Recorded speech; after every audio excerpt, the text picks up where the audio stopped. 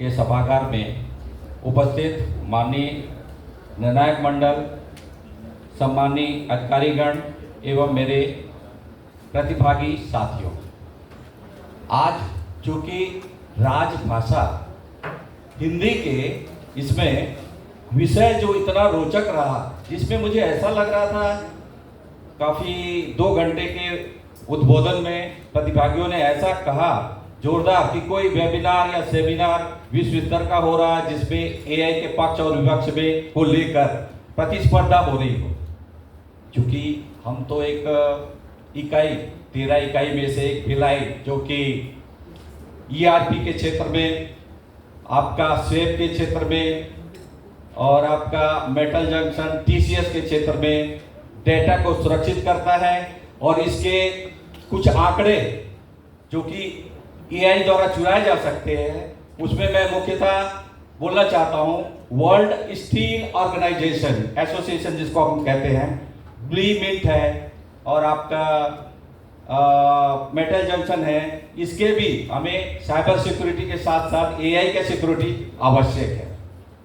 क्योंकि आज मैं विपक्ष में बोलने आया हूं किस तरह से हमारा भारत और विश्व के संदर्भ में हमारा स्टील प्लांट आज के डेट में सरवाइव कर रहा है, एआई से लड़ने के लिए किस तरह से तैयार है, इसकी समीक्षा की जाए तो निश्चित रूप से बहुत ही सही होगा। क्योंकि इसके लिए मैं देख रहा था राजभाषा हिंदी में जो हिंदी के वर्णमाला है वो कम पड़ जाएगी, क्योंकि 4 मिनट का समय दिया गया। तो मैं ज़्यादा से जल्दी तेजी से बोलना चाहता हूँ। बहुत सारी बातें हुई, जैसे एम्प्लॉयमेंट का छीनना आम बात है। एक समय हुआ करता था जब कैलकुलेटर आया था तो मुंशी लोग बोले हमारा काम छीन गया। फिर कंप्यूटर आया तो बोले व्हाइट कलर जाओ, छीन गया। ऐसा कुछ नहीं है साथियों, ये जो प्रगति का एक हिस्सा तो है, लेकिन ये विनाशक तब हो जाता है जब इसमें दुरुपयोग या इसके विकास में ताबड़तोड़ वृद्धि हो जाती है। एआई विश्व के संदर्भ में मैं कहना चाहूंगा आज के डेट में 192 राष्ट्र प्रयोग कर रहे हैं, जिसमें 5 है, जैसे सूडान है, सोमालिया है, चाड है, जहां पे इंटरनेट उपलब्ध नहीं है। बेचारे करेंगे क्या? जहां बिजली नहीं है, आप एआई की परिकल्पना कैसे करेंगे? तो वो मजबूरन एआई को इस्तेमाल नहीं कर रहे, ठीक है।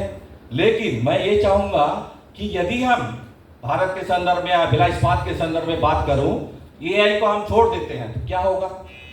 क्या हम चौथी महाशक्ति के रूप में विश्व गुरु रह पाएंगे? बिल्कुल नहीं। इसका मतलब हमें सार्थक रूप से इसका प्रयोग करना होगा।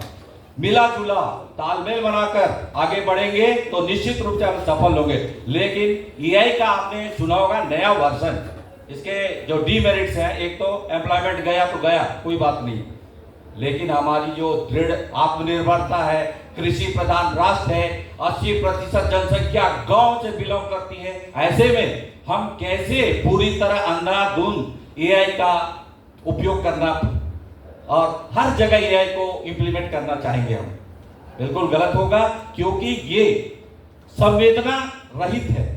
कुछ दिनों में पता चला हमारे जीएम एआई राजभाषा यहाँ पे मौजूद रहेंगे, कुछ उनके अंदर हुआ तो कुछ भी जैसे आज के डेट में हुआ था, राजनीतिक से मना किया गया, इसलिए राजनीतिक नाम नहीं लूंगा, इस तरह से विद्रोह हो जाएगा, एआई विद्रोह। आप परिकल्पना करेंगे 2050 के पश्चात इस तरह का, अभी शैशवावस्था में है, बाल्यावस्था मतलब 21 साल की जरूरत नहीं, उसको 7 या 8 साल काफी है। विश्व में इस तरह की गतिविधियां देखी जाएंगी कि उनका पूरी तरह विद्रोह हो जाएगा। इसीलिए मैं इसके विपक्ष में बोलता हूं, क्योंकि समय हो गया, लगता है कि मैं लास्ट प्रतिद्वंदी हूं, उसके लिए